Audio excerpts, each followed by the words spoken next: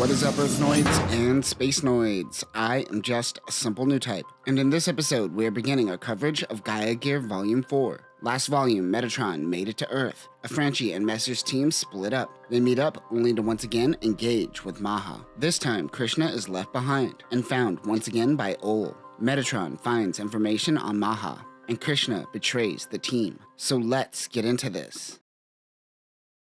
Afranchi thinks that Messer's team was used as bait. He tells Messer to link up with Madras in the Air Force One. They spot 6 units. Afranchi is certain it is Ol. Madras fires a beam cannon from the Air Force One and gets the ship stable so they could dock. Afranchi accelerates to Mach 3 and fires some missiles. He gets a hit on Ol's Brahm Texter. The hatch is stuck, so Krishna goes to manually open it. Krishna puts her weight into opening the hatch completely. The Zorn Soul docks with the ship. It is a rough landing. The Gaia Gear throws out some sand barrels and uses it as chaff while they escape. Ol uses his funnels. Afranchi focuses and counters the funnels with what he describes as raw impulse. Ray and Sace approach their Dochatis. The Zorn Soul accidentally bumps the man machines, which causes Krishna to fall out of the Air Force One onto a canopy below.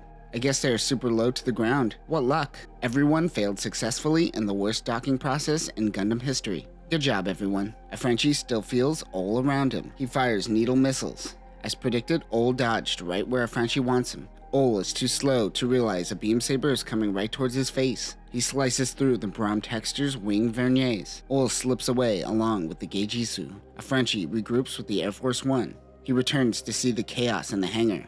I look away for 10 minutes and you do this? He is informed that Krishna fell off the ship. They can't go back to the battlefield just yet. Krishna may not even be alive. They make the assumption that she is dead. After all that effort to get her the first time, such tonal whiplash. Afranchi flew over an ocean of bones of whales and sea creatures. The ocean has become too spicy. You can really taste the radiation in the air. Even though he is reunited with Messer, Ray, and Sace, they're still mad over Rayzam's death, who Afranchi doesn't seem to want to acknowledge. Toto Goring backs up Afranchi and says they are all freeloaders. Madras wonders what they should do about Krishna. There was a moment where Ray tried to save Krishna before falling. No one seemed to acknowledge this but Afranchi, and she felt seen for once in her life. Toto has learned of the population reduction scheme by MHA. The first phase is forced labor. This will be in places like Nouveau Paris, which is already underwater. Messer wonders what's the next phase. Toto gives Messer's balls a pinch. Afranchi understands that this means they are going to castrate them. How did you get castration from that?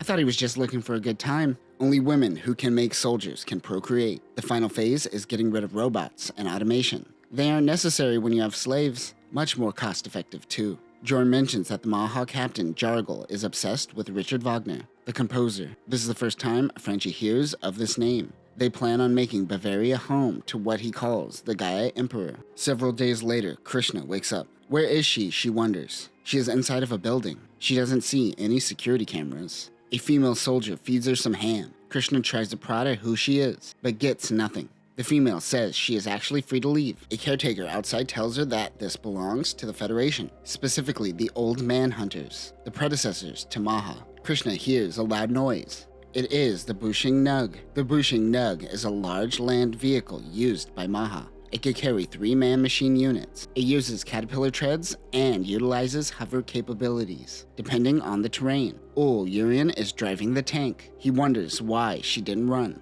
The name of the estate is called Mason Orley. Ol has been relegated to ground service after getting one of his men killed in the fight with Gaia Gear. He says that she is free of any charges even though she works with Metatron. The reason why Krishna was passed out for days is because when Ol found her, they used hypnosis on her to give them answers about Metatron. Ol says he didn't evade her privacy and only asked about Metatron. Says the guy who just roofied her. He says that Metatron never came back for her and she shouldn't go back to them.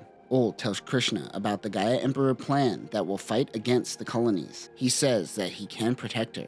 She decides to stay. Madras lands the Air Force One at Liège, Belgium. He and Kieran cover the ship in the forest using man-machines. He believes that the classism that he is seeing on Earth is going to extend into the colonies, and we are going to see a Dark Ages like no other. Joe and Madras took motorcycles towards the city of Liège to gather intelligence. They find a bar. Meanwhile, Kieran and Michelle understand that Earth is necessary for the freedoms of the Spacenoids, but both of them utterly hate it and don't mind the limitations of the colonies. It shows that you just gotta make slight nudges every generation. before you find yourself comfortable with your own prison. Madras hears music from a bar. Ray, Joe, and Sace are with him. They enter and are met with a man named Jacob, aiming a gun at them. They wonder how they survived if they aren't MHA allies. They want them to leave. Suddenly, old Urian enters. Madras pulls out his gun. He tells them that Krishna is alive. They flee while Madras pursues. A brawl breaks out in the bar. They spot Krishna, but she shoots at Joe. Ray was able to take out 2 men with Krishna. Joe has a minor wound. They all flee. Sace and Ray take the bikes back.